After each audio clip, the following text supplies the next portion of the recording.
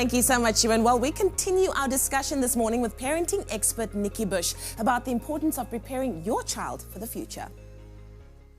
We're joined this morning by creative parenting expert Nikki Bush discussing how to future-proof your child. In fact, the name of her book that she authored has now reached 10,000 copies. Congratulations on it. We're so proud of you. And also glad to have you as part of our team advising our parents out there.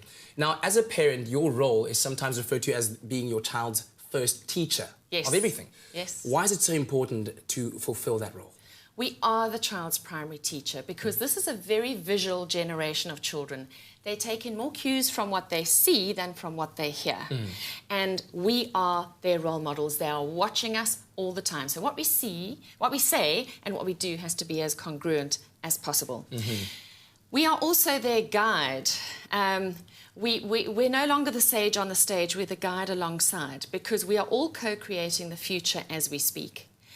And we're in a situation now where things are very different. Companies like Ernst & Young, EY, have removed the degree filter from their employment criterion. They are no longer only looking for people with degrees. And as parents, we have to start opening our minds to the fact that things are changing out there. And we're not saying that degrees are not important.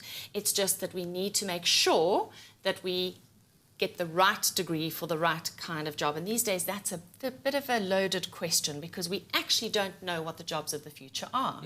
60 to 70% of the jobs our children will do have not yet been invented. And last year alone, McKinsey reported that in the UK, 30% of graduates who entered the workforce were doing jobs that had never been seen before. Wow. In the old days, there was this thing where if you had a daughter, you made her do a secretarial course as a backup. That was the backup plan. These days, what we would recommend is that if your child can go and do some kind of programming or coding, that would be a good idea because everybody will increasingly work with machines, robots, computers, and we have to teach those machines what to do. So that kind of thing is a good backup plan. And we need to help our children to in essence, get a nice broad qualification probably first, and as they progress and as things change in the industry, to start narrowing down and specialising in something. But knowing that whatever it is your child studies, they need to know this and you need to know this as a parent. They will have to adapt it. This is a 100% guarantee.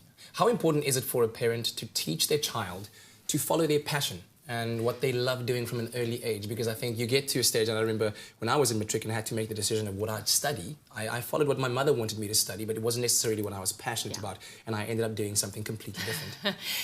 That does often happen with parents living vicariously through their children or parents having the grand plan.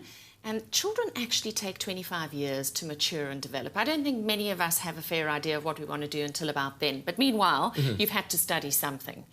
And I don't think that everything is lost either. Whatever you studied, you learned something from it, and you probably have taken parts of it, or just the process of studying and learning, and put it into what you're doing today. If your child can step into a field of interest, a broad field of interest, I think that's first prize. And once they're in the field of interest, they can start honing whatever it is that really grabs them or where the future is going for that industry because everything is changing. Well, thank you very much for joining us once again, Nikki. We really do appreciate it. And I think as we look forward to future-proofing our children, maybe very important to remember words that Nikki shared with us early on, that as a parent, you're no longer the sage on the stage, but you're the guide alongside.